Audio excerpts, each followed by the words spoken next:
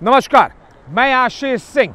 The inside story का ये special edition सीधे वॉर जोन इजराइल से, जहां से हम आपको दिखा रहे हैं जंग की एक एक तस्वीर और सबसे विश्वसनीय कवरेज। ऐसा लग रहा है कि इजराइल और हमास के बीच जंग अब एक निर्णायक दौर में पहुंच गई है। इजराइल में अचानक से गहमा गहमी बहुत तेज हो गई है। अमेरिका के राष्ट्रपति जो बाइडेन कल सुबह इजराइल पहुंचने वाले हैं। फ्रांस के राष्ट्रपति इमैनुअल मैक्रों कभी भी इजराइल पहुंच सकते हैं। लेकिन इन सब के बीच सबसे ज्यादा हलचल है बाइडेन के दौरे को लेकर। बाइडेन के पहुंचने से पहले अमेरिकन आर्मी के सेंट्रल कमांड के जनरल अचानक तेल अवीव पहुंच गए। तो क्या आने वाले 24 घंटे बहुत निर्णायक रहने वाले हैं?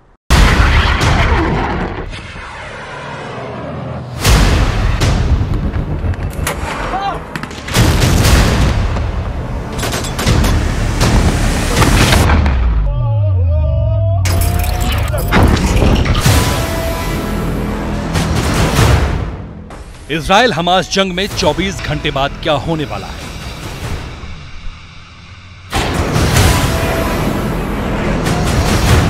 क्या 24 घंटे के बाद हमास के एंड गेम की शुरुआत होने वाली है? क्या इजराइल को बाइडेन से गाजा में ग्राउंड ऑपरेशन का ग्रीन सिग्नल मिलने वाला है? आखिर इजराइल हमास जंग में आने वाले 24 घंटे इतने निर्णायक क्यों माने जा रहे हैं? इसकी सबसे बड़ी वजह है दुनिया की सुपर पावर अमेरिका और उसके राष्ट्रपति जो बाइडेन का इजराइल दौरा। अब कुछ ही घंटे रह गए हैं जब अमेरिकी राष्ट्रपति बाइडेन जंग से जूझ रहे इजराइल की धरती पर होंगे। और तेल अवीव आने से पहले बाइडेन कह गए हैं कि हमास के बर्बर आतंकी हमले में वो इजराइल के साथ सद्भावना जताने इजराइल आ रहे हैं। इजराइल गाजा पट्टी में लगातार बमबारी कर रहा है, लेकिन आने वाले 24 घंटे इजराइल हमास जंग के लिए कितने अहम होने जा रहे हैं, इसकी झलक ऐसे देखी जा सकती है कि अमेरिकी राष्ट्रपति जो बाइडेन बुधवार को तेल अवीव में हों। अमेरिका के सेंट्रल कमांड के चीफ जनरल मिखाइल कुरिला अचानक इजराइल पहुंच गए। अमेरिका के विदेश मंत्री एंटनी ब्लिंकन पहले से ही तेल अवीव में मौजूद हैं। अमेरिका अपने 2000 सैनिकों को मिडिल ईस्ट में भेजने की तैयारी कर रहा है। इससे पहले अमेरिका के 2 युद्धपोत भूमध्य सागर में डेरा डाले हुए हैं। He's coming here at a critical moment for Israel, for the region, and for the world. First, the President will reaffirm the United States' solidarity with Israel and our ironclad commitment to its security. President Biden will again make clear, as he's done unequivocally since Hamas's slaughter of more than 1,400 people, including at least 30 Americans, that Israel has the right and indeed the duty to defend its people from Hamas and other terrorists and to prevent future attacks. अमेरिकी राष्ट्रपति Joe Biden न सिर्फ Israel आएंगे, बल्कि इसके बाद वो Jordan भी जाने वाले हैं। बाइडेन ऐसे वक्त में इजराइल पहुंच रहे हैं जबकि रूस के राष्ट्रपति पुतिन चीन के दौरे पर पहुंचे हैं। बम बारूद के बीच अमेरिकी राष्ट्रपति जो बाइडेन का इजराइल दौरा काफी अहम माना जा रहा है। अमेरिकी मीडिया की रिपोर्ट्स के मुताबिक जो बाइडेन की इजराइल दौरे की वजह से इजराइल की आर्मी की गाजा पट्टी पर होने वाली ग्राउंड ऑपरेशन में 24 घंटे तक की देरी हो सकती है। गाजा बॉर्डर पर इजरायली सेना का पिछले 11 दिनों से भारी जमावड़ा है। इनमें 3 लाख जवान तो हैं, साथ ही टैंकों का बेड़ा, बख्तरबंद गाड़ियां हैं, लड़ाकू विमान हैं। ये भारी जमावड़ा इजराइल के उस अशकलोन इलाके में है जहां से गाजा पट्टी वाला बॉर्डर महज 5 मिनट की दूरी पर है। यानी नेतन्याहू का ऑर्डर मिलते ही इजरायली सेना चंद पलों में ही गाजा पट्टी पर धावा बोल सकती है। Hamas is holding the people of Gaza hostage, cowardly, using them as human shields. Hamas is at war against humanity, not just Israel. They terrorize Jews and Arabs. They seek deaths of Israelis and Palestinians. The Israel Defense Forces will destroy Hamas. लेकिन Israel के सामने कई चुनौतियां हैं, जैसे करीब 11 लाख की आबादी वाले उत्तरी गाजा में ग्राउंड ऑपरेशन कैसे हो, हमास के शिकंजे से 199 बंधकों को सही सलामत कैसे छुड़ाया जाए, और यह सुनिश्चित करना कि इजराइल हमास की जंग में कोई तीसरा पक्ष ना कूदने पाए। हमास के लिए भी मैसेज है कि अब आपका अंत आ रहा है और अभी यहाँ पर कोऑर्डिनेटेड एफर्ट होगी और यूएस की जो मरीन फोर्सेस हैं और अभी पता चला है कि तकरीबन 2000 फोर्सेज इसराइल की धरती पे डिप्लॉय होंगे हिजबुल्लाह और खासकर ईरान के लिए कि आप लोग यहाँ पर इंटरफेयर नहीं करिएगा। यूनाइटेड स्टेट्स की अभी एयरक्राफ्ट कैरियर पूरी फ्लीट 2 डिप्लॉयड है और पूरे ट्रुप्स डिप्लॉयड है वहां पर। माना जा रहा है कि गाजा में ग्राउंड ऑपरेशन शुरू करने को लेकर फाइनल कॉल बाइडेन के दौरे के दौरान ली जा सकती है। इसका मतलब ये कि अगले 24 घंटे बहुत अहम है, न सिर्फ इजरायल के लिए बल्कि हमास के लिए भी। ग्राउंड ऑपरेशन के लिए इजराइल की फौज अपने हथियारों और गोला बारूद के साथ में गाजा बॉर्डर पर तैनात है। सवाल यह है कि ग्राउंड ऑपरेशन कब शुरू होगा? अगले 24 घंटे में इसकी शुरुआत हो जाएगी या फिर बेंजामिन नेतन्याहू और बाइडेन की मुलाकात की भी इसमें एक अहम भूमिका रहेगी? इन सारे सवालों पर सबकी निगाहें टिकी हुई हैं। ग्राउंड ऑपरेशन जब भी शुरू हो, इजरायल ने गाजा में अंधाधुंध बम बरसाकर उसे तबाह कर दिया है। ऐसा लग रहा है मानो पूरा गाजा पट्टी का इलाका मलबे का एक बहुत बड़ा ढेर बन गया है। इसी मलबे में लोग अपनों के शव ढूंढ कर निकाल रहे हैं। अब तक इजरायल ने नॉर्थ गाजा को सबसे ज्यादा निशाना बनाया है, लेकिन कल रात दक्षिणी गाजा के खान यूनिस इलाके में भीषण बमबारी की गई। चारों तरफ तबाही के निशान हैं। लोग मलबे में अपनों के शव ढूंढ रहे हैं। इजरायली सेना का कहना है कि उसकी एयरफोर्स ने पिछले 24 घंटे में 200 टारगेट्स को हिट किया है, जिसमें सेंट्रल गाजा में हमास का मिलिट्री हेडक्वार्टर भी शामिल है। इजरायल ने हमास के हमले के बाद गाजा पट्टी में शुरुआती 6 दिनों में ही इतनी भीषण बमबारी की है जितने बम अमेरिका अफगानिस्तान में साल भर में गिराता रहा है। कैसे आपको समझाते हैं इस बड़ी स्क्रीन के जरिए। देखिए आप, अफगानिस्तान का जो कुल एरिया है वो 6,52,860 वर्ग किलोमीटर का है। दूसरी तरफ गाजा पट्टी जिसका कुल एरिया 365 वर्ग किलोमीटर का है। आप समझ सकते हैं कि अफगानिस्तान का जो क्षेत्रफल है वो गाजा पट्टी से 1800 गुना बड़ा है। आसानी से इसे समझा जा सकता है। अफगानिस्तान में अमेरिका की जो बमबारी 2009 में 4147 बम गिराए गए थे, 2011 में 5411 बम गिराए गए थे और 2017 का आंकड़ा है 4361 बम गिराए गए थे। दूसरी तरफ जो गाजा पट्टी में इजराइल की तरफ से बमबारी हुई है, 6 दिन में 6000 बम गिरा दिए गए, 4000 टन बारूद बरसाया गया है। तो यहां किस तरीके से ये 6 दिन में बम बरसा दिए हैं। साल भर के बम जो यहां पर अफगानिस्तान के खिलाफ जो कार्रवाई की गई थी वो गाजा पट्टी में कुल 6 दिनों में यह बमबारी की गई है और इस तरीके से बारूद बरसाया गया है।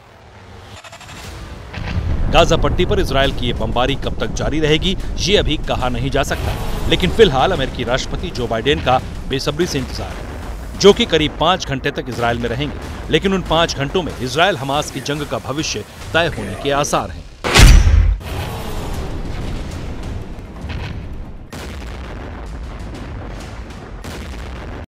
इजरायल ने गाजा पट्टी पर अंधाधुंध हवाई हमले करके उसे मलबे में तब्दील कर दिया है।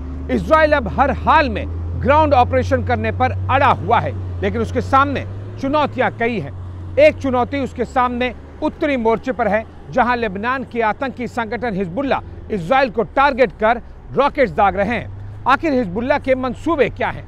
क्या हमास की तरह हिजबुल्लाह भी किसी बड़े हमले की साजिश का हिस्सा हैं? देखिए ये रिपोर्ट।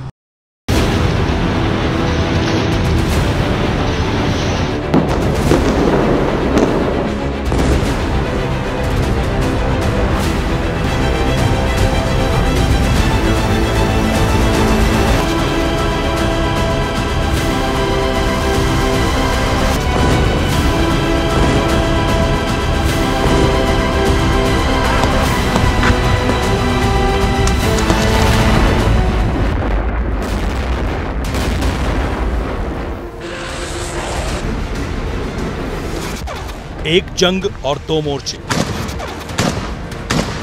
एक तरफ हमास, दूसरी तरफ हिजबुल्लाह। रॉकेट हमास भी दाग रहा है और हिजबुल्लाह भी। क्या हमास और इजरायल की जंग में हिजबुल्लाह भी पूरी तरह से कूदने वाला है?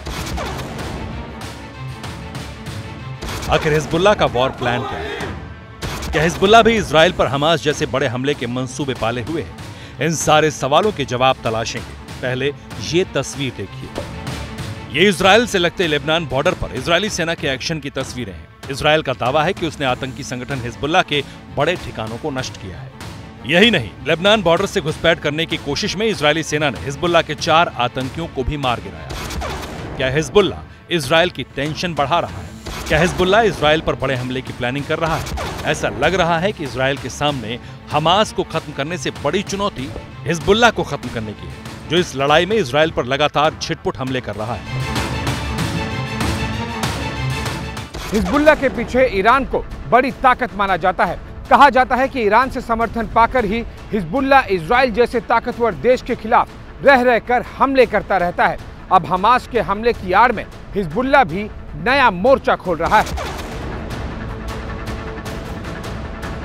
जानकार मानते हैं कि हिजबुल्लाह हमास से भी ज्यादा ताकतवर है। हिजबुल्लाह की ताकत बीते 1.5 दशक में 20 गुना बढ़ गई है। 2006 में हिजबुल्लाह के पास 3 से 5 हजार लड़ाके थे, लेकिन मौजूदा वक्त में उसके पास लगभग 60,000 लड़ाके हैं। 2006 में हिजबुल्लाह के पास 14,000 मिसाइलें थी, जो अब बढ़कर 1,50,000 हो गई। माना जा रहा है कि अगर इस ताकत का इस्तेमाल हिजबुल्लाह ने इजराइल के खिलाफ किया तो उसे काफी नुकसान होगा। हिजबुल्लाह के पास 1.5 लाख से ज्यादा रॉकेट्स हैं, जो किसी भी टारगेट को भेज सकती हैं, जबकि हमास ने जिन कासिम रॉकेट्स का इस्तेमाल किया था वो अनगाइडेड। जानकारों का मानना है कि आतंकी संगठन हिजबुल्लाह के पास कई ऐसी मिसाइलें भी हैं जो पूरे इजराइल तक मार करने में सक्षम है। साथ ही एंटी टैंक मिसाइलें, दर्जनों drone, anti ship missile, anti aircraft missile और एंटी डिफेंस मिसाइल सिस्टम भी मौजूद है, जो बताने के लिए काफी है कि अगर हिजबुल्लाह इस लड़ाई में खुलकर आया तो इजराइल को 2 मोर्चों पर युद्ध लड़ना कितना मुश्किल हो जाएगा। ये बात किसी से छिपी नहीं कि हिजबुल्लाह को ये ताकत ईरान जैसे कुछ अन्य इस्लामिक देशों से मिलती है। इजरायली डिफेंस फोर्सेस का कहना है कि हर साल हिजबुल्लाह को करीब 70 करोड़ डॉलर से ज्यादा का फंड मिलता है। इसका एक बड़ा हिस्सा ईरान से आता है। इसके साथ ईरान हिजबुल्लाह को हथियार, सैन्य ट्रेनिंग और खुफिया जानकारी तक मुहैया कराता है। इजराइल हमास जंग के बीच ईरान की क्या भूमिका है, इसे ईरान के सर्वोच्च नेता आयतुल्लाह अली खामनेई की धमकी से समझा जा सकता है। आयतुल्लाह अली खामनेई ने धमकी दी है कि अगर गाजा में इजराइल के हमले नहीं रुके तो मुसलमानों का धैर्य जवाब दे जाएगा और इजराइल को जवाबी कार्रवाई का सामना करना पड़ेगा। दुनिया जानती है कि हिजबुल्लाह के पीछे कौन है, इसलिए जर्मनी के चांसलर ओलाफ शोल्ज ने हिजबुल्लाह और ईरान को जंग से दूर रहने की चेतावनी दी है। लेकिन ईरान और हिजबुल्लाह इन वार्निंग्स को लगातार हवा में उड़ा रहे हैं। सोमवार को तो हिजबुल्लाह ने लेबनान बॉर्डर पर इजराइल के सर्विलांस टावर को ही ध्वस्त कर दिया था। वैसे तो हिजबुल्लाह आत्मघाती हमलों के लिए कुख्यात है। वो ऐसे हमले करता है कि अपने दुश्मनों को दहशत से भर देता है। इतना ही नहीं, उसने अपने आतंकियों को इजरायली सेना से लड़ने के लिए खास ट्रेनिंग दी, जिसमें छोटे और हल्के हथियारों को उपयोग करने के साथ साथ एंटी टैंक मिसाइलों का इस्तेमाल करने की भी ट्रेनिंग शामिल है। जुलाई 2006 की बात है, जब हिजबुल्लाह ने अपनी सीमा पर 2 इजरायली सैनिकों को पकड़ लिया था, जिसके बाद इजराइल की ओर से बड़े पैमाने पर सैन्य हमला हुआ। युद्ध 34 दिनों तक चला, जिसमें 1100 से ज्यादा लेबनानी नागरिक और 165 इजरायली मारे गए। लेकिन ये बात 2006 की। 2023 तक हिजबुल्लाह ने खुद को बहुत ताकतवर बनाया है। लेकिन बड़ा सवाल यह है कि क्या हिजबुल्लाह पूरी तरह से इस जंग में उतरेगा और क्या हिजबुल्लाह की ताकत इस जंग में इजराइल के लिए परेशानी खड़ी कर सकती है। ईरान के सर्वोच्च नेता खामेनेई की धमकी से यह साफ हो गया है कि हमास इजराइल जंग ने एक अलग तरह का ध्रुवीकरण कर दिया है। 2 खेमे साफ साफ दिखाई दे रहे हैं। एक तरफ है इजराइल लेबन और दूसरी तरफ इस्लामिक वर्ल्ड। ऐसे में जब ये लड़ाई किसी बड़े युद्ध के मुहाने पर खड़ी है, ये जानना जरूरी है कि दोनों खेमों में किसका पलड़ा कैसे भारी है।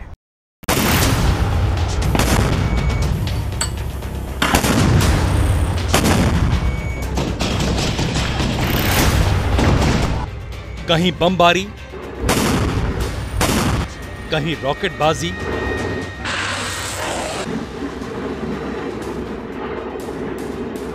कहीं इमारतों के नाम पर मलबे के ढेर और उनके बीच पीड़ितों की चीखें। इजराइल हमास युद्ध में 11 दिन से यही चल रहा है।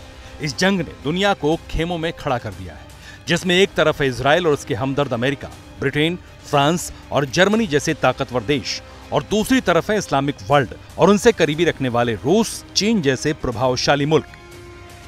तो क्या ये जंग इस्लामिक वर्ल्ड और रेस्ट ऑफ वर्ल्ड की शक्ल लेती दिख रही है? ये समझने से पहले ये जान लीजिए कौन सा देश किसके साथ खड़ा है। सबसे पहले बात इजराइल, जिसके साथ America, Britain, Australia, France, Germany, Canada, Italy, Norway, Austria और ग्रीस जैसे देश हैं। दूसरी तरफ इस्लामिक वर्ल्ड के साथ जो देश हैं उनमें ईरान, कतर, तुर्की, लेबनान, यमन, सीरिया, इराक और सऊदी अरब के अलावा रूस, चीन जैसे ताकतवर देश भी हैं। तो इजराइल और हमास की जंग के बहाने दुनिया का ध्रुवीकरण एकदम तय माना जा रहा है। दुनिया दो खेमों में बढ़ती हुई नजर आ रही है और सवाल ये है और देखने वाली बात ये होगी कि कौन सा खेमा किस पर भारी पड़ता है। घोषित तौर पर अभी इजराइल के साथ 84 देश खड़े हैं तो फिलिस्तीन के साथ 60 देश। दोनों खेमों में दुनिया के ताकतवर मुल्क शामिल हैं। एक तरफ अमेरिका, जर्मनी जैसे देश और दूसरी तरफ रूस, चीन जैसे मुल्क। अगर इसे आबादी के धरातल पर नापे तो विश्व की 40% आबादी वाले देश इजराइल के साथ खड़े हैं, जबकि 43% आबादी वाले मुल्क फिलिस्तीन के मुद्दे का समर्थन कर रहे हैं। आबादी के लिहाज से दोनों तरफ की ताकत करीब करीब बराबर नजर आती है, लेकिन क्या लड़ाई सिर्फ संख्या बल के हिसाब से जीती जाती है? क्योंकि आबादी के हिसाब से तो भारत और चीन सबसे आगे हैं। दरअसल किसी भी लड़ाई को जीतने के लिए दो चीजें सबसे ज्यादा जरूरी होती हैं। पहला पैसा, दूसरा हथियार। अगर अब बात जीडीपी की करें तो इजराइल का समर्थन कर रहे 84 देशों की जीडीपी दुनिया की 50% जीडीपी के बराबर है, जो करीब 50 ट्रिलियन अमेरिकी डॉलर होती है। इस्लामिक वर्ल्ड का साथ दे रहे देशों की जीडीपी दुनिया की जीडीपी की करीब 28% के बराबर है, जो 28 ट्रिलियन अमेरिकी डॉलर है। जानकारों की माने तो इजराइल और हमास के बीच जारी लड़ाई में सबसे बड़ा फैक्टर अमेरिका है। इजराइल को सबसे ज्यादा हथियार अमेरिका से ही मिलते हैं, जो करीब 81% के बराबर है। दूसरा नंबर जर्मनी का है, जो 15% हथियार इजराइल को देता है। हाल ही में अमेरिका का एक बड़ा बेड़ा इजराइल पहुंचा है, जिसमें बड़े बड़े जंगी हथियार हैं। दूसरी तरफ माना जा रहा है कि हमास की मदद ईरान जैसे इस्लामी देश कर रहे हैं। इस्लामिक वर्ल्ड हमास पर हो रहे हमले को मुसलमानों पर हुआ हमला बताकर सभी मुस्लिम देशों को एकजुट कर रहा है, जिसमें चीन और रूस बड़े पैमाने पर उसका साथ दे रहे हैं। लेकिन अब पूरी दुनिया की निगाहें अमेरिकी राष्ट्रपति बाइडेन पर हैं, जो युद्ध के बीच इजराइल पहुंचने वाले हैं। सीधे वॉर जोन इजराइल से द इनसाइड स्टोरी के स्पेशल एडिशन में आज मेरे साथ बस इतना ही। जैसे ही घड़ी का काटा दोपहर 2:30 पे आए, बबीता जी का दिल सास बहू साजिश के लिए मचल जाए। और ये है इनकी बहू, पूरे दिन ऑफिस की टेंशन हो जाए गॉन जब ये करें अपना फेवरेट शो फ्री टाइम पे ऑन। इनकी तरह आप भी देखिए अपना फेवरेट शो अपने टाइम पर और डाउनलोड कीजिए एबीपी लाइव ऐप अपने स्मार्ट टीवी पर।